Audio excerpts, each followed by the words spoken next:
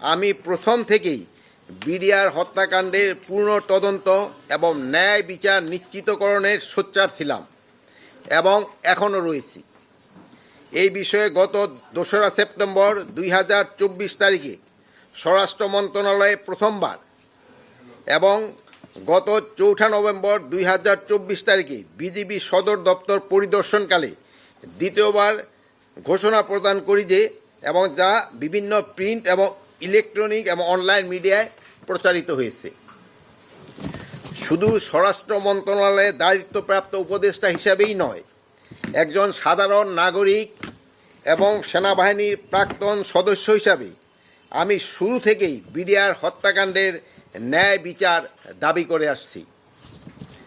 বর্তমান অন্তর্বর্তীকালীন সরকার বৈষম্যহীন সমাজ ও রাষ্ট্র প্রতিষ্ঠার লক্ষ্যে জনগণের অধিকার, সুশাসন ও ন্যায় বিচার প্রতিষ্ঠা করতে বদ্ধপরিকর। আমি এখন সকলের অবগতির জন্য ঘোষণা করছি, বিডিআর হত্যাকাণ্ডের ন্যায় বিচার নিশ্চিতকরণের জন্য আগামী 5 কার্য দিবসের মধ্যেই একটি তদন্ত কমিটি গঠন করা হবে। আমি সকলের অবগতির জন্য ঘোষণা করছি, বিডিআর হত্যাকাণ্ডের ন্যায় বিচার নিশ্চিতকরণে আগামী 5 কার্য দিবসের মধ্যে একটি তদন্ত কমিটি গঠন করা হবে।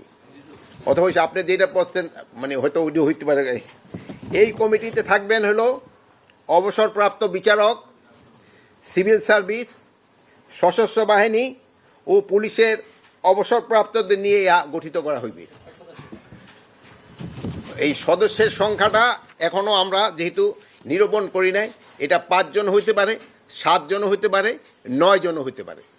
বাট এখানে সশস্ত্র বাহিনীর সদস্যের সংখ্যাটা একটু বেশি থাকবে।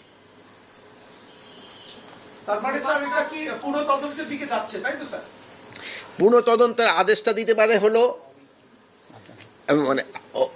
আদালত, আর আমরা হলো একটা ফ্রেশ ইনকোয়ারি কমিটি আমরা গঠন করতেছি। এইটা হলো আমরা তো 5 কার্য দিবসের সময় যে তাদের বলবো, যেহেতু আপনারা এইটা সবাই জানেন, যেহেতু আমরা তো সবার থেকে নাম নিতে হবে। এই কমিটিতে অনেকে দেখবেন আসতে চায় না, তো দেখুন এখন আপনারা এখানে সবাই সোচ্চার, কিন্তু আবার বলি ভাই এই কমিশনে আসেন, সেই সময় দেখবেন আবার অনেক হইতে চাবেন না।